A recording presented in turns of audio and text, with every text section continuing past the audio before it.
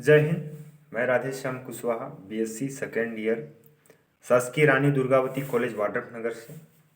मैं आज बात करना चाहूँगा जीरो बजट कृषि यानी शून्य बजट कृषि किसानों के लिए वरदान कैसे हो सकती है। चलिए आगे बात करते हैं। सबसे पहले समझ लेते हैं कि शून्य बजट कृषि क्या होती है।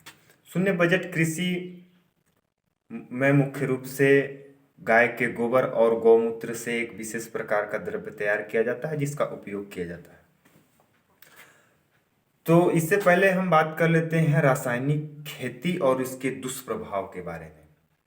तो रासायनिक खेती में आप सभी जानते हैं कि कई प्रकार के रासायनिक खाद और कीटनाशकों का उपयोग किया जाता है जो कि बहुत ही घातक साबित हो रहे हैं।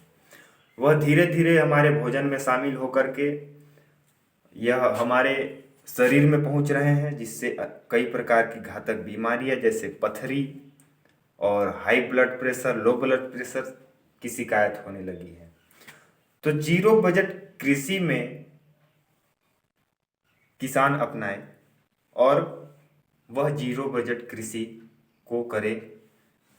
इसमें कई प्रकार के रिसर्च हुए और कई किसानों ने अपनाया। लगभग भारत में 40 लाख किसान इसे अपना चुके हैं और रासायनिक खेती के मुकाबले इसमें ज़्यादा उत्पादन हो रहा है और यह इको फ्रेंडली भी है। तो इसलिए ज़रूरी है कि किसान जीरो बजट कृषि की शुरुआत करें और इसे समझें। इससे पहले मैं थोड़ा सा बताना चाहूँगा कि अभी हाल ही में 1-2 माह पहले की बात है, किसान इस प्रकार से इन कंपनियों के कहने का मतलब जो रासायनिक खाद निर्माता कंपनियां हैं, इनके चंगुल में इस प्रकार से फंसे हुए हैं कि अभी जो यूरिया 300 रुपये बोरी दिया जाता था वो 700 रुपये बोरी तक मिल रहा था और इसके साथ में एक पोटास नाम की दवा भी दी जा रही थी जो कि 5 किलो की थी। तो यह मैं पूछना चाहूँगा कि क्या जबरदस्ती है? क्या किसान को नहीं पता उसके खेत में क्या डालना चाहिए? तो उसमें जवाब क्या मिलता है कि यह इसके साथ ही आता है, यह जरूरी है लेना, यदि आप नहीं लेंगे तो यूरिया नहीं मिलेगी। तो इससे क्या सिद्ध होता है? मैं पूछना चाहूंगा, इस प्रकार से किसान इनके चंगुल में फंसे हुए हैं कि इनको यूरिया खाद, डीएपी और कई प्रकार के कीटनाशकों का उपयोग करना ही पड़ेगा और इसे खरीदना ही पड़ेगा, जो कि यह खरीदने पर बाध्य हो चुके हैं। और किसानों को एक गलत डायरेक्शन भी दिया गया है और वो कंपनियों के झांसे में आकर के उनका कहना मानते हैं। मैं बताना चाहूँगा किसानों को ये अंधविश्वास है कि जो खेत में फसल काटने के बाद जो पराली होती है उसमें आग लगाते हैं। तो आग लगाना किन्होंने सिखाया है? जो यह कंपनियां होती हैं उन्हें सिखाया कि इसे आप आग लगाइए, नहीं तो खेत में दीमक लगेंगे और खेत में कई प्रकार की बीमारियां उत्पन्न होगी, आपकी फसल नहीं होगी। इनका तो काम है बताना। किसान वैसे ही करते हैं।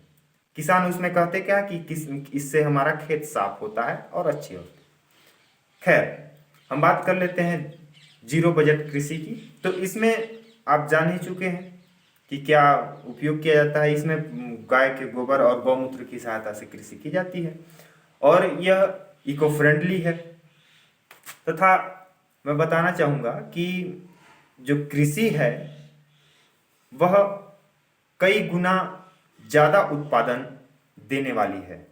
जीरो बजट कृषि में किसान आत्मनिर्भर हो रहा है और अपने कर्जे को, जो आज कई प्रकार के केस सामने आते हैं कि किसान ने आत्महत्या कर ली और किसान ने फांसी लगा ली, तो क्यों?